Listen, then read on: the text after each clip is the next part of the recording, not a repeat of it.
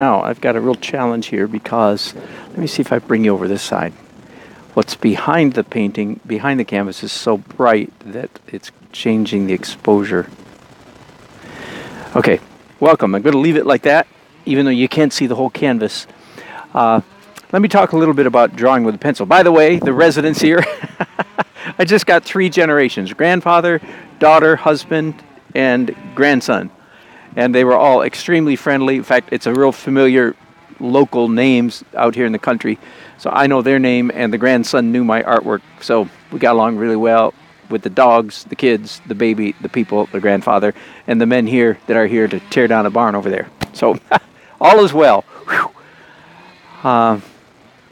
Normally that's what happens. Normally, if you're friendly, people are friendly back.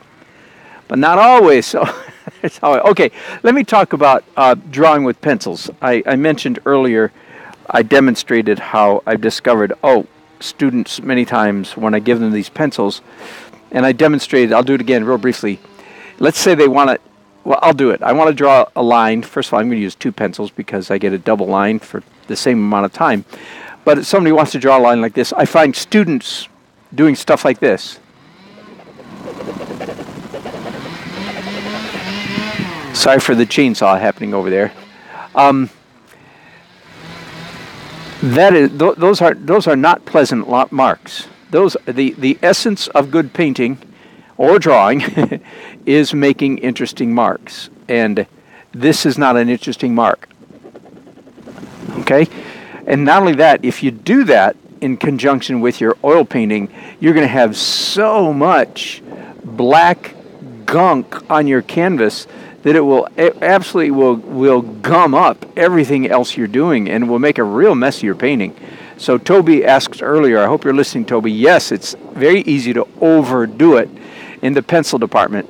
Now here's typically what I do. I do more pencil at this stage than I would want to have showing in the final painting. But I've got 2 or 3 or 4 more layers of painting to go yet.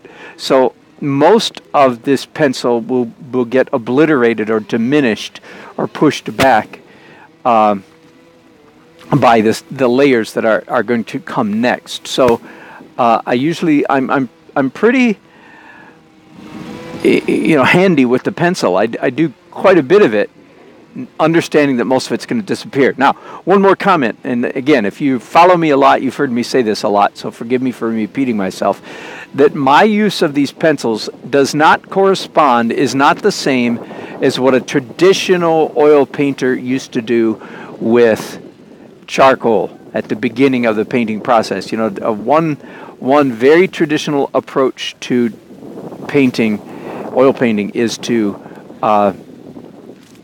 do charcoal underdrawing, and this is not that, because in that case the artist does not want any of that charcoal to show up in the final composition, and I very much do want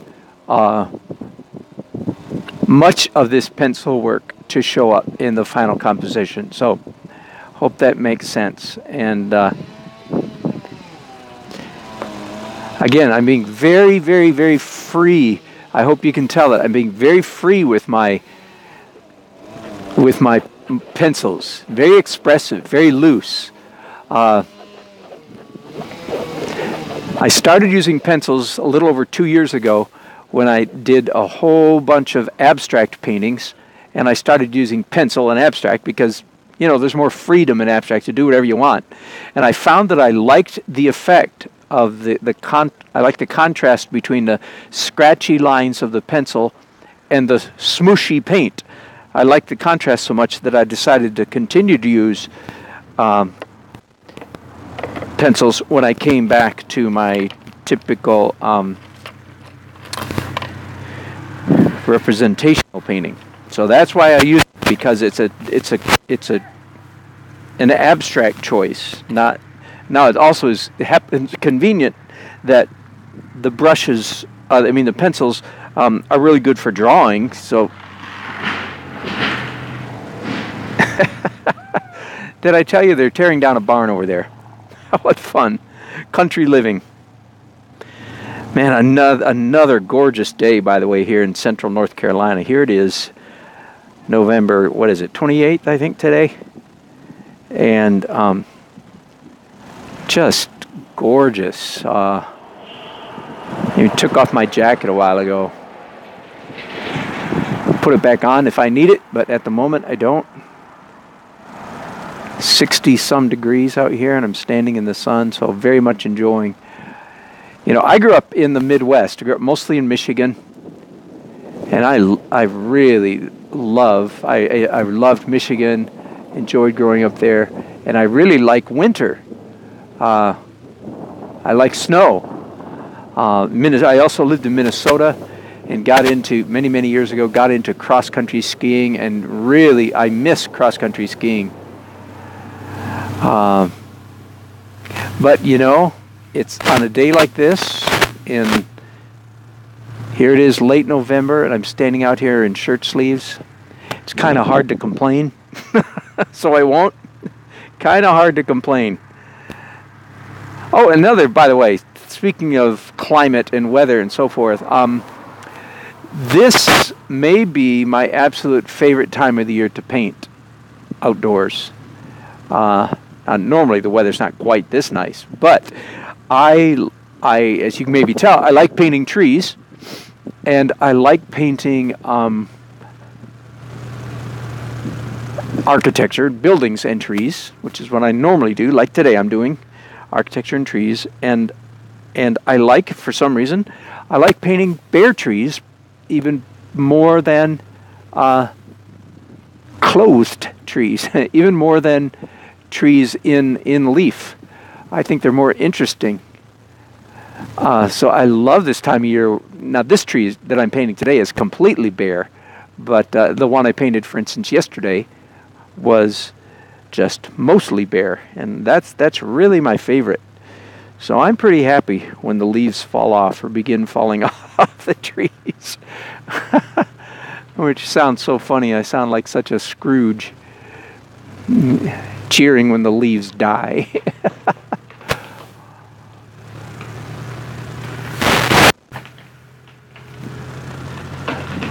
Some drama happening over to my left. They're actually pushing down an old tobacco barn. Tobacco barns are very popular painting among, beginning students and so forth in North Carolina. I've done a few tobacco barns. Oh, yes, I have. Enjoyed every minute of it. And I believe sold them, too. So there you go. I don't have them anymore. They must be somewhere, so I'm assuming they're sold.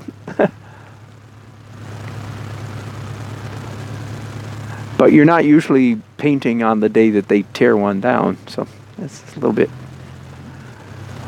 more dramatic than normal.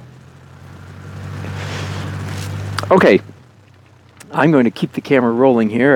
Are you there? Let me just make sure we're still going. Yep, good. Thank you, Toby. I'll get your comments here in a little while. Let me show you a new. Now, this is so new, this is only the third painting I've done this on, so I don't know if this is going to remain a part of my repertoire or not, but third painting. At this point, I've got a glaze over the whole thing, then I lifted off with a rag, then I did some drawing with pencil, and then drawing with brushes. A couple paintings ago, 3 paintings to be exact, I started adding this step, and I'm going to show you what it is right now. I'm going to call it, because this is what I've been calling it in my mind, I'm going to call it the pump the color stage. Boost the color, which is better? Boost the color might be better than pump the color. Boost the color boost stage. Who knows?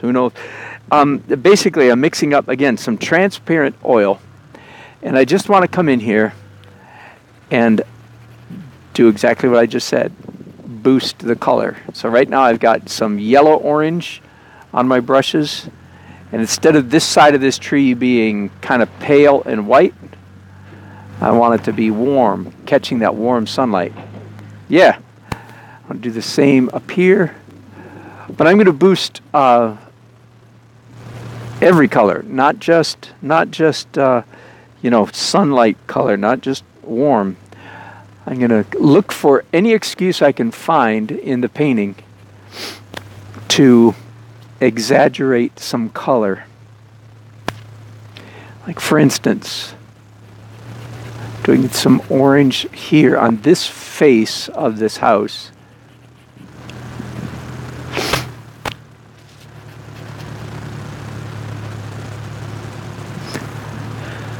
I'll do it real quick. Let's just hit all this stuff up here. Now, let's do something more creative, a little more, maybe more daring and more fun. I'm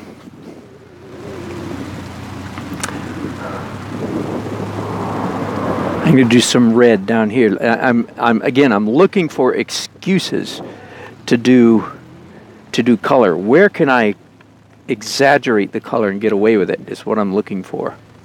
So I think I'm picking up some transparent permanent rose.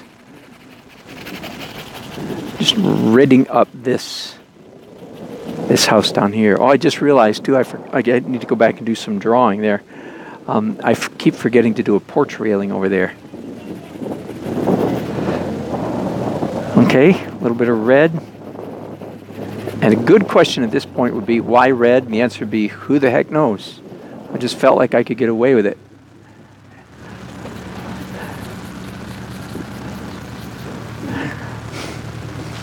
Very intuitive.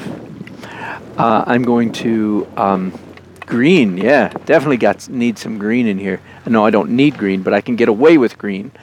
So again, I'm mixing up some transparent green stuff. Now, I don't want it to look like too much like green grass. I'm making this green not because I want it to look like grass. I hope that makes sense. I want it to look green because from a purely abstract point of view, that gives me a wider palette, a wider color range on the canvas. So it is convenient that this would, if I make it green, it'll have this suggestion of grass, but I'm not doing it in order to make it look like grass. I hope that's clear. It's an abstract choice. It's a convenient place to put green. Now, I think the same green will look kind of good right here.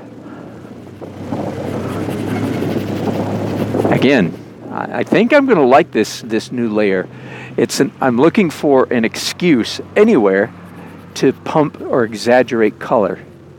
I've just got dirty on my brushes. I'm not really pumping color, so or boosting color. Let me clean those off.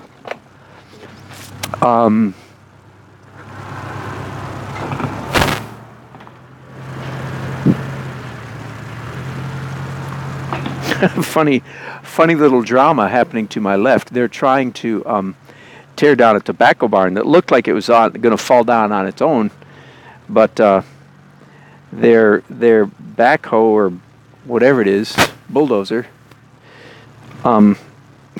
is having to work an awful lot harder than they thought it would to get the thing won't fall down. That's kind of funny. Like the Revenge of the Tobacco Barn. And not so easy, Tobacco Barn says. That's what you think. You think you're gonna knock me down?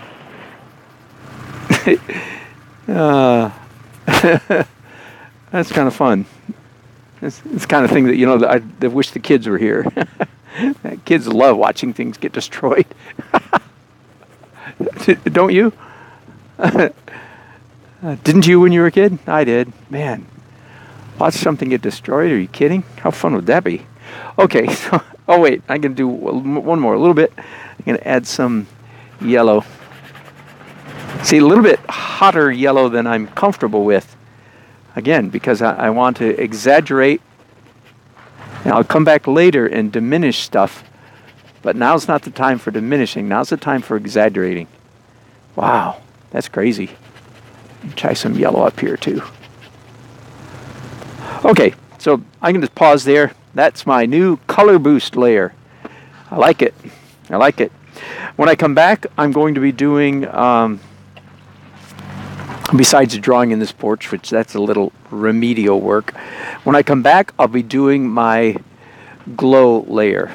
And you know what? I should really go home because the sun's getting difficult to work with, and I'll let this dry for a little while and take up. Next time you see me, I'll be hopefully in my studio. So let me see if you've left any comments. So it looks like it.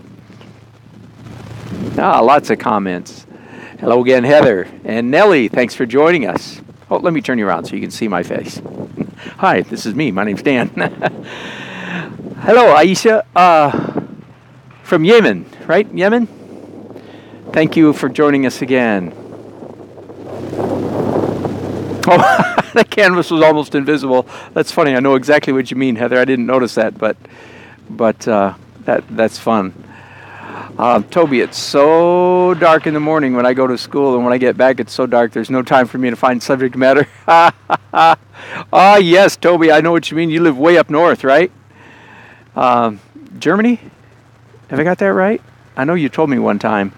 Yeah, I remember those days so well. You're 18 years old. I remember that. Finished school. Going to school in the dark, getting home in the dark. I remember. Heather, where in Michigan? I was born where my mom... Traverse City! Oh, my goodness. I lived in Kingsley for 4 years of my life, from grades 7 through 10. The most fantastic place in the world for a kid, for a boy, maybe a girl, to live. I loved it. And then we lived in Cleveland after that, and then we moved to Petoskey. So how about that? Yeah, I love. So you know the part of the state that we love, right? We ain't talking Detroit here. Hello, everyone. Nellie, I like you guys talking to each other. Here live, BJ, good.